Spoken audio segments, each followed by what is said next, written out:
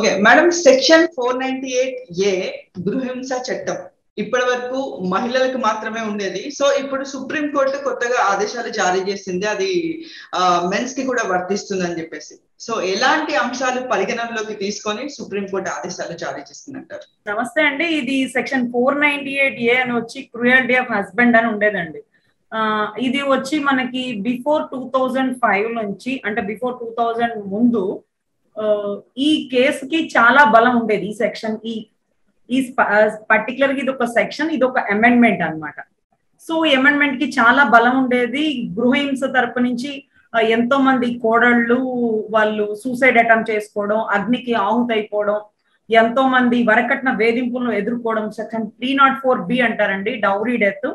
ఇవన్నీ ఎదుర్కోవడానికి గల కారణం ఏంటంటే ఈ ఆడపిల్లలు గృహంలో ఎదుర్కొనే హింసని తట్టుకోలేక వీళ్ళు చనిపోతున్నారు అనే ఒక గైడ్ లైన్స్ బేస్ చేసుకుని ఈ సెక్షన్ గానీ, ఈ సెక్షన్ కి సంబంధించి అమెండ్మెంట్ గానీ వచ్చిందండి.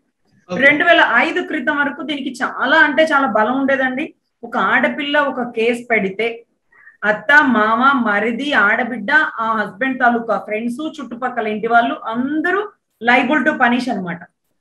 సో ఇటువంటి టైంలో 2005లో అర్నీష్ కుమార్ జడ్జిమెంట్ అని ఒకటి వచ్చిందండి.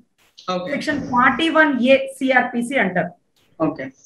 సో ఈ 41A CRPC ప్రకారం ఈ అర్నీష్ కుమార్ అనే ఫ్యామిలీ మొత్తం ఒక ఆడపిల్ల వాళ్ళ మీద ఇంటెన్షనల్ గా ఇబ్బంది పెట్టడం కోసం ఈ సెక్షన్ ని యూజ్ చేసి వాళ్ళ కుటుంబం మొత్తం మీద కేసులు వేసి వాళ్ళని స్టేషన్ లో కూర్చోబెట్టి వాళ్ళని ఒక అవమానానికి గురయ్యేలా చేసి ఆ ఫ్యామిలీ మొత్తం సూసైడ్ అటెంప్ట్ చేశారండి. అందరూ చనిపోయారు. ఆ చనిపోయిన తర్వాత వచ్చిన జడ్జిమెంటే అర్నీష్ కుమార్ గైడ్ లైన్స్ అంటారు. సో దీంట్లో పర్టికులర్ గా ఇది 498A సెక్షన్ బేస్ చేసుకుని వచ్చిన అమెండ్మెంట్. సో దీంట్లో ఎట్లా ఉందంటే ఆడపిల్లలు ఏది చెప్తే అది దయచేసి నమ్మకండి, వాళ్ళు ఇంటెన్షనల్ గా మమ్మల్ని, మా కుటుంబంలో ఉన్న తల్లిదండ్రుల్ని వేధించడానికి పెడుతున్న టార్చర్ ఈ 498A అనేది. అప్పుడు చాలా మంది మగవాళ్ళు కేసులు ఫైల్ చేశారు.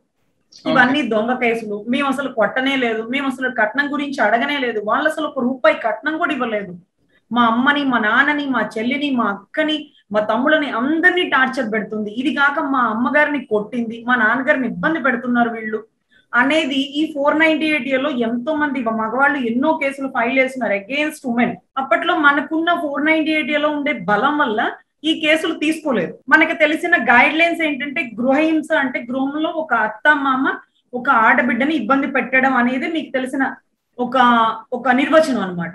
కానీ గృహహింస అంటే గృహంలో కోడలు అత్తగారిని కూడా హింస పెట్టి ఉండవచ్చు కదా, మరి ఆ అత్త కూడా ఒక ఆడదే కదా, మరి ఆవిడకి కేసు పెట్టే అవకాశం ఇవ్వరా?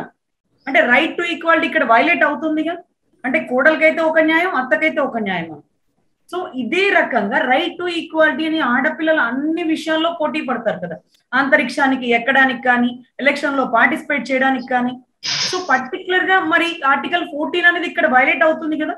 అంటే ఒక భర్త ఒక భార్యని వేధిస్తే ఆవిడ వెళ్ళి కేసు పెట్టచ్చు, ఆవిడకి ఒక సెక్షన్ 498A ఇచ్చారు. అలాగే ఒక భర్త భార్య వేధిస్తుందని కేసు పెట్టడానికి మరి అతను ఏ స్టేషన్ కి వెళ్ళాలి, ఎవరికి చెప్పుకోవాలి తన ఆవేదనని? సో మాకు కూడా ఒక సెక్షన్ ఇవ్వండి, మాకు కూడా ఒక అమెండ్మెంట్ ఇవ్వండి. గృహంలో హింస మగవాళ్ళు ఆడవాళ్ళని మాత్రమే కాదు, ఆడవాళ్ళు కూడా మగవాళ్ళని పెడుతున్నారు, ఇది మీరు దయచేసి గుర్తించండి అని సుప్రీంకోర్టు కోసం ఎన్నో కేసులు ఫైల్ చేస్తున్నారు. సో ఎక్స్పెషల్ గా ఇటువంటి కేసుల్లోనండి చాలా మంది మగవాళ్ళు సూసైడ్ అటెంప్ట్ కూడా చేసి చనిపోయిన వాళ్ళు ఉన్నారు. ఇటువంటి జడ్జ్మెంట్స్ వచ్చినప్పుడు రైట్ టు ఈక్వాలిటీ ఇక్కడ వైలేట్ అవుతుంది. సో మనం చెప్పుకున్నట్టుగా ఇప్పుడు ఒక భర్త ఒక భార్యని వేధిస్తే ఆవిడ దిశ పోలీస్ స్టేషన్ కి వెళ్తుంది, మహిళా పోలీస్ స్టేషన్ కి వెళ్తుంది, కేసు ఫైల్ చేస్తుంది. అదే రకంగా ఒక భార్య ఒక భర్తని వేధిస్తే అతనికి ఏదైనా జెంట్స్ పోలీస్ స్టేషన్ అనేది ఉంటుందా? అంటే మహిళా పోలీస్ స్టేషన్ ఉన్నట్టుగా, లేకపోతే మెన్ పోలీస్ స్టేషన్ అనేది ఏదన్నా ఉంటుందా? లేకపోతే అతను ఏదైనా మామూలుగా క్రైమ్ బ్రాంచ్ పోలీస్ స్టేషన్ వెళ్ళి కంప్లైంట్ ఇచ్చుకోవచ్చా? అసలు మేము ఏం చేయాలి, మా ఆవేదన ఎవరికి చెప్పుకోవాలి అని కొన్ని రకాలైన భార్య బాధింపుల సంఘం అని, భార్య వేధింపుల సంఘం అని, ఇట్లా మహిళా సంఘాలు ఏర్పడినట్టుగా వీళ్ళు కూడా కొంత ఫామ్ అయ్యారు. ఈ ఫామ్ అయ్యి వీళ్ళు గైడ్ లైన్స్ పెట్టుకున్నారు. మీరు గతంలో చూస్తే 497 అడల్టరీ స్ట్రక్ డౌన్ చేసిన పర్పస్ కే మగవాళ్ళు, ఎందుకంటే 2 చేతులు జోడించందే సౌండ్ రాదు. సో మేము తప్పు చేసాం, కానీ ఆవిడ కూడా తప్పు చేసింది, ఆవిడ వల్ల మేము తప్పు చేయాల్సి వచ్చింది. ఎందుకంటే రెడ్ లైట్ ఏరియాలో చాలా మంది లేడీస్ జెంట్స్ ని అట్రాక్ట్ చేస్తారు, మనీ తీసుకొని మరీ పనిచేస్తారు. అట్లాంటప్పుడు మేము మాత్రమే పనిషబుల్, మరి వాళ్ళు కూడా పనిషబుల్ అవ్వాలి కదా. సో మాకుండదా పరువు, మమ్మల్ని పబ్లిక్ గా చూపిస్తే మాకు పరువు పోదా అనుకుని జెంట్స్ ఎంతో మంది కేసులు ఫైల్ చేయడం వల్ల మాకు శిక్ష పడితే ఆవిడకి కూడా శిక్ష పడాల్సిందే. రైట్ టు ఈక్వాలిటీ ఆర్టికల్ 14 ఇక్కడ వైలేట్ అవుతుంది, తప్పు ఇద్దరం చేసాం, పనిష్మెంట్ ఒక్కరికే ఎట్లా వేస్తారు అని ఎన్నో కేసులు ఫైల్ చేస్తే దానికోసం వచ్చిన జడ్జిమెంట్ ఏంటంటే ఆడవాళ్ళని పనిష్ చేయడం కష్టం, ఎందుకంటే special provisions for women and children section 13 sub class 3 లో ప్రత్యేకించి ఆడవాళ్ళకి కొన్ని బలమైన సెక్షన్స్, బలమైన ఆర్టికల్స్ ఉన్నాయి కాబట్టి ఆడవాళ్ళు బలహీనులుగా భావించి ఈ 497 అడల్టరీని స్టక్ డౌన్ చేస్తారు. అంటే ఇక్కడ జెంట్స్ ఏం అడిగారంటే ఆడవాళ్ళకి పనిష్మెంట్ ఇవ్వండి అన్నారు.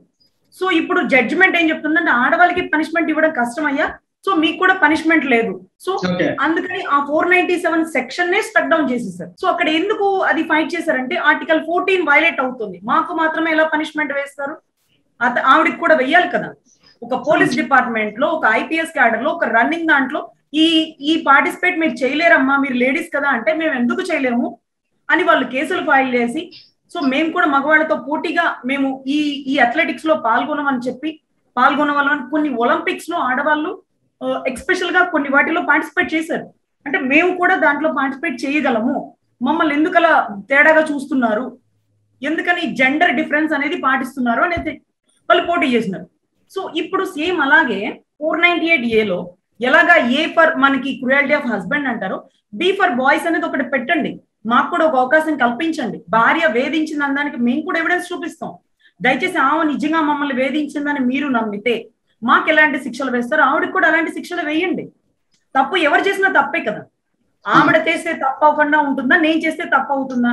ఒకవేళ అలా అనుకుంటే right to equality article 14 violate అయిపోయినట్టే కదా. సో ఖచ్చితంగా ఇలా ఎంతో మంది సుప్రీంకోర్టు ని ఆశ్రయించారండి, వాళ్ళ కష్టానికి ఫలితమే అనుకోండి, ఎంతో మంది ప్రాణత్యాగానికి ఫలితమే అనుకోండి. ఈ ఖచ్చితంగా గృహహింసలో నిజంగా ఒక భార్య భర్తని వేధిస్తే, భార్య ఒక భర్త కుటుంబాన్ని నిజంగా ఇబ్బంది పెడుతుంటే, ఆవిడ చేసే పనుల వల్ల ఈ కుటుంబం పరువు పోతుంటే ఖచ్చితంగా ఆ భర్త ఆ భార్య మీద కేసులు ఫైల్ చేయొచ్చు. సేమ్ గృహహింసలో గృహంలో ఎవరిని హింస పెట్టుకున్నప్పటికీ ఈ కేసులు అనేవి తీసుకుంటారు అనేది ఇక్కడ ఎవిడెంటరీగా ప్రూవ్ అయిందన్నమాట.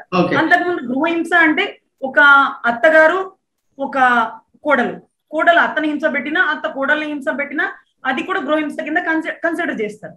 కానీ ఇప్పుడు రైట్ టు ఈక్వాలిటీ 14 కోసము, అది వైలేట్ కాకుండా ఉండడం కోసము, సో ఇప్పుడు భార్య భర్తని వేధించినా గృహంలోనే జరుగుతుంది, భర్త భార్యని వేధించినా గృహంలోనే జరుగుతుంది. ఈ భర్త భార్య వేధింపులన్నీ జరిగేది ఈ గృహంలో. సో ఈ గృహంలో ఏ హింస జరిగినా, ఎవరి వల్ల ఎవరికి జరిగినా వాళ్ళు కేసెస్ ఫైల్ చేసుకోవచ్చు అని చెప్పారు. ఇదే జడ్జిమెంట్ బిఫోర్ అంటే ఒక 4-5 years బ్యాక్ వచ్చి ఉంటే ఒక 250 మంది మగవాళ్ళ ప్రాణాలని కాపాడిన వాళ్ళం అయి ఉండేవాళ్ళు. ఎందుకంటే ఎంతో మంది ప్రాణత్యాగాలు, కనీసం ఈ రోజుకి ఎంతో మంది జెంట్స్ వాళ్ళ ఆవేదన వ్యక్తం చేసుకోలేక సూసైడ్ చేసుకున్న వాళ్ళు ఉన్నారు. అంటే మా ఆవేదన ఎవరికి చెప్పుకోవాలి? సో నిజంగా మేము అసలు తప్పు చేయలేదు, వాళ్ళు ఇంటెన్షనల్ గా డౌరీ యాక్ట్ పెడుతున్నారు, మేము అసలు కట్నమే అడగలేదు, ఆవిడ అసలు కట్నం తీసుకురాలేదు, మా అమ్మగారిని వేధిస్తుంది, మా బిడ్డల్ని ఇలా కొట్టి తిట్టి హింస పెడుతుంది, పెళ్లి కాని అక్క చెల్లెల్ని టార్చర్ పెడుతుంది, దూరదేశంలో ఉన్న మా అక్కల్ని చెల్లెల్ని ఆడబిడ్డల్ని అందరి మీద కేసులు ఫైల్ చేశారు, మా కుటుంబం మొత్తం పరువును కోల్పోయింది కేవలం ఈవిడ వల్ల అనే గ్రౌండ్స్ మీద ఎంతో మంది మగవాళ్ళు కోర్టును ఆశ్రయించారు, ఎంతో మంది మగవాళ్ళు స్టేషన్ లో కంప్లైంట్స్ పెడితే ఇవన్నీ మేము తీసుకోవడానికి లేదండి, దిశ పోలీస్ స్టేషన్ లో ఆడవాళ్ళు మీరు ఏదైనా ఇబ్బంది పెడితే అక్కడ పోయి కంప్లైంట్ పెట్టాలా, మీ భార్య మిమ్మల్ని ఇబ్బంది పెడుతుందని మీరు క్రైమ్ స్టేషన్ కి వచ్చి కంప్లైంట్ పెడితే మేము ఎలా తీసుకుంటాం అనే ఒక డౌట్ కన్సర్న్ పోలీస్ స్టేషన్ లో అందరూ అరెస్ట్ చేశారు, ఎందుకంటే అది వాళ్ళకి లేదు కాబట్టి.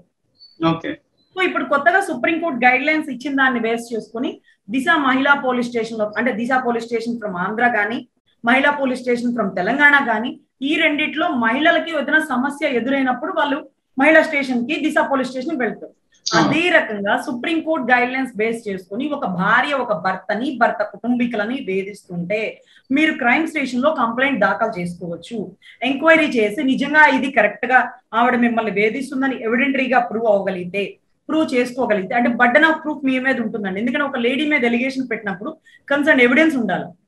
సో ఎవిడెన్స్ బేస్ చేసుకొని మీరు నిరూపించగలిగితే మీకు ఎటువంటి శిక్షలు పడతాయో ఆవిడకి కూడా అటువంటి శిక్షలే పడతాయి. ఈవిడికి సపోర్ట్ గా ఎవరైతే ప్రోత్సహిస్తున్నారో, అంటే ఒక భార్యకి ఆ తల్లిదండ్రులు ఇద్దరు సపోర్ట్ చేసి భర్త కుటుంబీకులను వేధిస్తే వాళ్ళకు కూడా అటువంటి సెక్షన్సే పడతాయి. సో ఎందుకంటే ఎవరి పేరెంట్స్ అయినా పేరెంట్సే. సో ఖచ్చితంగా తప్పుని ప్రోత్సహించే వాళ్ళు, తప్పుని సపోర్ట్ చేసే వాళ్ళు, తప్పుని చేయించే వాళ్ళు, తప్పుని చేసేవాళ్ళు అందరూ శిక్షార్హులే. సో ఈ గృహంలో హింస అంటే ఇప్పుడు సుప్రీంకోర్టు గైడ్ లైన్స్ ప్రకారం ఒకటే నిర్ధారణ అయిందండి, ఎవరు ఎవరిని హింస పెట్టుకున్నా దాని నేరంగా పరిగణించబడుతుంది. ఆర్టికల్ 14 వైలేట్ కాకుండా ఒక భార్య భర్తను వేధించిన, ఒక భర్త భార్యను వేధించిన కేసులు ఫైల్ చేసుకోవచ్చు. Special provisions for women and children section 13 sub class 3 ఇక్కడ ఉపయోగించబడదు. సో ఖచ్చితంగా ఇటువంటి గైడ్ లైన్స్ చాలా మంది మగవాళ్ళకి ఎంతో ఉపయోగకరంగా ఉంటుందండి. వాళ్ళ ఆవేదన వ్యక్తం చేసుకోలేక వీళ్ళు చెప్పినటువంటి నిజ నిజాలు నిరూపణలు తెలుసుకోకుండానే కన్సర్న్ పోలీస్ స్టేషన్ లో కేసులు ఎఫ్ఐఆర్లు ఫైల్ చేసి భర్త కుటుంబీకులందరినీ ఈ రోజుకి కోర్టు చుట్టూ డివిసి యాక్ట్ అని లేకపోతే ఇంకా అదర్ సెక్షన్స్ లో కానీ మెయింటెనెన్స్ కానీ వాటికి వీటికంటూ కోర్టు చుట్టూ భర్త కుటుంబీకులు అందరూ తిరుగుతున్నారండి. నిజంగా ఎక్కడో ఢిల్లీలో కోచింగ్ లో చదువుకుంటున్నటువంటి ఆడపిల్లల మీద కూడా కేసులు పెడుతున్నారు. పెళ్ళై వెళ్ళిపోయి అమెరికాలో సెటిల్ అయినటువంటి అక్క చెల్లెల మీద కూడా కేసులు పెడుతున్నారు. సో ఇటువంటిని కన్సిడర్ చేస్తూ సుప్రీంకోర్టు గైడ్ లైన్స్ కి వచ్చినటువంటి ఎన్నో కేసుల్ని పరిగణిస్తూ రీసెంట్ గా వచ్చినటువంటి జడ్జిమెంట్ చాలా మంది మగవాళ్ళకి చాలా ఉపయోగకరం అండి, చాలా సహాయకంగా కూడా ఉంటుందని చెప్పాలి. సో ఈ జడ్జిమెంట్ బేస్ చేసుకుని క్రైమ్ స్టేషన్స్ లో అన్ని పోలీస్ స్టేషన్స్ లో ఇటువంటి కేసులు ఎన్నో నమోదు కాబడుతున్నాయి. గత 4 రోజుల నుంచి కూడా కొన్ని 2 లక్షల కేసులు నమోదైనటువంటి అన్ని రాష్ట్రాలను బేస్ చేసుకుంటే 2,42,000 కేసులు నమోదైనటువంటి ఈ దాఖలాలు చూడొచ్చు. సో ఆశ్చర్యార్థకం ఏంటంటే ఇంతమంది ఇన్ని రోజుల నుంచి ఎందుకు వెలుగులోకి రాలేకపోయారంటే వాళ్ళు చెప్పుకునే బాధ ఆవేదన ఎక్కడ ఎవరికి ఎలా వ్యక్తం చేయాలన్న విషయం వాళ్ళకి తెలియదండి.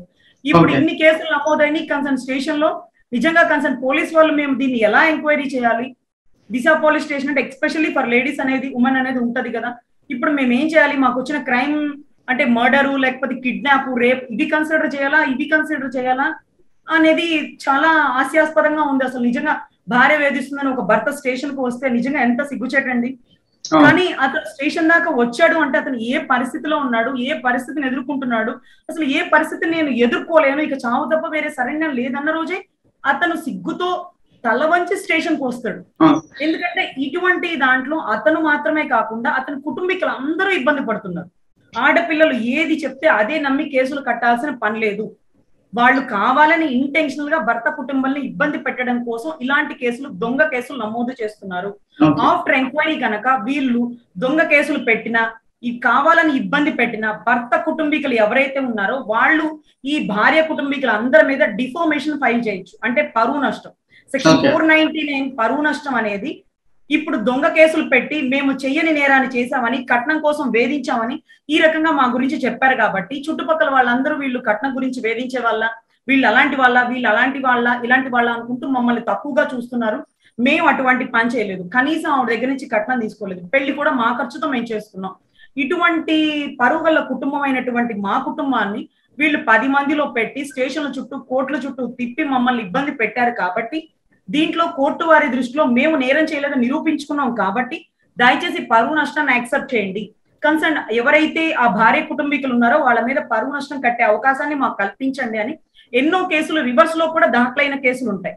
సో ఖచ్చితంగా ఈ భార్య కుటుంబీకులు పరువు నష్టాన్ని కూడా ఎదుర్కోవాల్సి వస్తుంది. ఎందుకంటే తప్పుడు కేసులు పెట్టి ఒక భర్త కుటుంబీకులని ఆడబిడ్డల్ని అక్కడ వాళ్ళ అక్క చెల్లెల్ని ఇబ్బంది పెట్టాలన్న ఇంటెన్షన్ ఉంటే ఖచ్చితంగా వీళ్ళు కూడా శిక్షార్హులే, వీళ్ళు కూడా పరువు నష్టం అమౌంట్ కాంపన్సేషన్ కట్టాల్సిందే. సో ఇటువంటి జడ్జిమెంట్ సుప్రీంకోర్టు గైడ్ లైన్స్ ద్వారా రావడం చాలా సంతోషకరంగా ఉందని చెప్పాలండి. ఓకే మేడం, ఇప్పుడు జనరల్ గా ఒక భార్య వెళ్ళి భర్త కుటుంబీకుల మీద మీరు ఇందాక చెప్పినట్టు అది అత్త మామల మీద, ఆడపడుచుల మీద, పెళ్ళై వెళ్ళిపోయిన వాళ్ళ మీద, మరుదుల మీద, అందరి మీద కేసులు పెడుతున్నారు అని చెప్పేసి ఇందాక మీరు చెప్పారు. ఒక భార్య వెళ్ళి వీళ్ళ భర్త కుటుంబీకుల మీద, అదే ఒకవేళ భర్త పెట్టాల్సి వస్తే ఇక్కడ భార్య ఒక్కటి గృహహింస అంటే ఇప్పుడు భర్తలని వేధించేది అంటే భార్య తరఫు నుంచి ఎవరెవరి మీద పెట్టచ్చు భర్త అంటే సేమ్ యాస్టీజ్ అండి. దీంట్లో ఆర్టికల్ 498 లో ఎలా కనుక భార్య భర్తని, భర్త తల్లిని, తండ్రిని, తమ్ముడిని, అక్క చెల్లెల్ని అందరిని ఎలా ఇరికిచ్చిందో ఇతను కూడా సేమ్, నా భార్య తనంతట తాను చేయట్లేదండి, నా అత్తమామలు కలిపి చేపిస్తున్నారు, వాళ్ళ అక్క చెల్లెలు కలిపి చేపిస్తున్నారు, వాళ్ళన్న ఇంటెన్షనల్ గా కలిపి నా మీద ఇలా కుట్ర పని నన్ను నా కుటుంబాన్ని ఇలా ఇబ్బంది పెడుతున్నారని ఇతను కూడా సేమ్ యాస్టీజ్ భార్య కుటుంబీకుల అందరి మీద కేసులు ఫైల్ చేయొచ్చండి. రైట్ టు ఈక్వాలిటీ అంటే ఇదే మరి ఆర్టికల్ 14 అన్నిట్లో మాకు భాగస్వామ్యం కావాలని పోరాడుతున్న ఆడవాళ్ళు తప్పులో కూడా షేరింగ్ తీసుకోవాలి. ఓకే. సో ఆవిడ ఒక్కటే తప్పు చేయలేదు కదా, ఆవిడ ఒక్కటే ఇతను ఇరికించలేదు కదా, ఆవిడకి ఎవరో ఒక బ్యాక్గ్రౌండ్ సపోర్ట్ ఇస్తారు. ఆవిడ ఫ్రెండ్స్ అయి ఉండొచ్చు, ఆవిడతో ఉన్న ఇల్లీగల్ కాంటాక్ట్ లో వాళ్ళు అయి ఉండొచ్చు, ఆవిడ ఫ్యామిలీ మెంబర్స్ అయి ఉండొచ్చు, ఆవిడ ఫ్రెండ్స్ అయి ఉండొచ్చు. సో వీళ్ళందరి మీద కూడా కేసులు పెట్టే అవకాశం ఉంటుందండి. 34 IPC అంటారు మనకి, IPC 34 లో కామన్ ఇంటెన్షన్ అంటారు. అంటే వీళ్ళందరి ఇంటెన్షన్ కూడా ఒకటే, అతన్ని ఇరికించాలని, అతన్ని ఇబ్బంది పెట్టాలని, అతని కుటుంబాన్ని పరువు తీసేయాలని. సో ఈ కామన్ ఇంటెన్షన్ 34 IPC బేస్ చేసుకుని అదే రకంగా భార్య కుటుంబీకుల అందరి మీద కూడా కేసులు పెట్టచ్చు, అతనికి అనుమానం ఉన్న వాళ్ళందరి మీద కూడా కేసులు పెట్టచ్చు. వాటిని బర్డెన్ ఆఫ్ ప్రూఫ్ తో అతను నిరూపించుకోవాల్సి ఉంటుంది. ఓకే.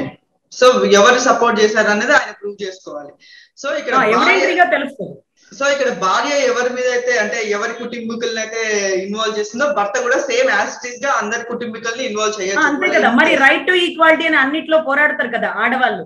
మాకు ఎలక్షన్ లో పార్టిసిపేట్ చేసే అవకాశం ఇవ్వండి, మేము IPC లో అథ్లెటిక్స్ లో వెళ్లే అవకాశం ఇవ్వండి, అంతరిక్షంలోకి వెళ్లే అవకాశం ఇవ్వండి అన్నప్పుడు తప్పు చేసి జైలుకు వెళ్లే అవకాశం కూడా ఇవ్వండి అని అడగాలి. అన్నిట్లోనూ మేము ముందుంటాము అనేది ఇక్కడ మళ్ళీ ఎవిడెంటరీగా ప్రూవ్ అవుతారు. మేడం ఇప్పటి వరకు మనం చూసుకున్నట్లయితే మహిళలు పెట్టారు. సో ఇప్పుడు ఇది మగవాళ్ళకి ఈ చట్టం అనేది ఎంతవరకు ఉపయోగపడుతుంది? యాక్చువల్లీ వాళ్ళకి చాలా పూర్తిగా ఉపయోగపడుతుందండి. చాలా చోట్ల భార్య బాధిత సంఘాలు అనేది ఒకటి ఫామ్ అయ్యారు. వాళ్ళు చాలా సెలబ్రేట్ చేసుకుంటున్నారు సుప్రీంకోర్టు ఇచ్చిన గైడ్ లైన్స్ కి. నిజంగా భార్యలు పెట్టే టార్చరు నిజంగా అసలు హాస్యాస్పదం ఎలా ఉందంటే, ఒక భర్త ఒక భార్యని కొట్టాడని ఆ భార్య 10 మందిలో డ్రెస్ చేయించి, ఇదిగోండి నాకు ఇలా వాతలు తగిలి, చూడండి ఇలా కొట్టాడు అలా కొట్టాడని చూపించేస్తుంది. పాపం నిజంగా ఇప్పుడు ఆ భర్త ఎలా అండి, పాపం నా భార్య పప్పు గుత్తి పెట్టి కొట్టిందండి, లేకపోతే నా భార్య చీపురు కట్ట పెట్టి కొట్టిందని చూపిస్తారు. నిజంగా పాపం వాళ్ళు చాలా సిగ్గు విడిచి పోలీస్ స్టేషన్ కి వచ్చి వాళ్ళ బాధ ఆవేదన చెప్పుకుంటున్నారు. నిజంగా మనం హాస్యాస్పదం అనుకుంటాం కానీ అసలు వీఆర్ రెస్పెక్టింగ్ బాయ్స్ అన్నమాట. వాళ్ళ ఆవేదనని, వాళ్ళ ఆలోచన విధానాన్ని, వాళ్ళు ఎదుర్కొంటున్న సమస్యల్ని, వాళ్ళ ప్రాబ్లమ్స్ ని మనం ఖచ్చితంగా గుర్తించాలి, గౌరవించాలి. వాళ్ళు ఎదుర్కొంటున్న సమస్యలకి ఒక సొల్యూషన్ అనేది ఇవ్వాలి. సో ఆ సుప్రీంకోర్టు ఇచ్చిన గైడ్ లైన్స్ నిజంగా వాళ్ళ పాలిట చాలా గొప్ప వరంగా భావించచ్చండి. ఎందుకంటే సమస్యని అతను ఒక్కడే ఎదుర్కొనట్లేదండి, అతని కుటుంబం మొత్తం ఎదుర్కొంటుంది. 65 ఏళ్ల తల్లిని తండ్రిని అందరినీ స్టేషన్ల చుట్టూ తిప్పుతూ, అందరినీ కోర్టు చుట్టూ తిప్పుతూ, అతను చెయ్యని తప్పుకి అతను నేరం అనుభవిస్తూ, అతనితో పాటు ఆ పెళ్ళైన అక్క చెల్లెళ్ళని, వాళ్ళ బావల్ని, పిల్లల్ని అందరినీ ఇబ్బంది పెడుతూ అతను ఆ సమస్యను ఎదుర్కోలేక ఎంతో మంది సూసైడ్ చేసుకున్నారండి. నిజంగా చాలా అంటే చాలా బాధాకరం. ఇది నిజంగా వాళ్ళ పాలిట వరం అవుతుందండి. 100% యావత్ భారతదేశంలో ఉన్న ప్రతి ఒక్క మగవాడికి ఇది సపోర్ట్ గా ఉంటుందండి. ఈ జడ్జిమెంట్ ఆర్టికల్ 14 ని ఫుల్ఫిల్ చేసింది అని చెప్పాలి.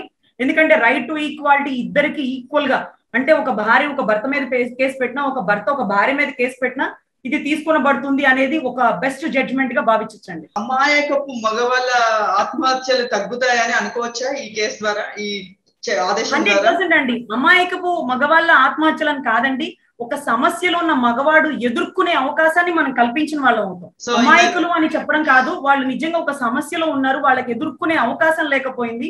ఇప్పుడు ఈ బెస్ట్ జడ్జిమెంట్ వల్ల అతను ఆ సమస్యను ఎదుర్కొని ఒక సొల్యూషన్ తనంతట తాను తెచ్చుకునే అవకాశం అన్నమాట. సో ఖచ్చితంగా వాళ్ళకి ఇది బెస్ట్ జడ్జిమెంట్ అండి. వాళ్ళు చాలా ఎఫర్ట్స్ పెట్టి సుప్రీంకోర్టు వెనకాల ఎన్నో సంవత్సరాల నుంచి ఫైట్ చేస్తేనే ఈ జడ్జిమెంట్ వాళ్ళకి వచ్చిందంటే దీని వెనకాల ఎంతో మంది మగవాళ్ళ కష్టం, ఎంతో మంది మగవాళ్ళ ప్రాణ త్యాగాలు కూడా ఉన్నాయని చెప్పొచ్చు.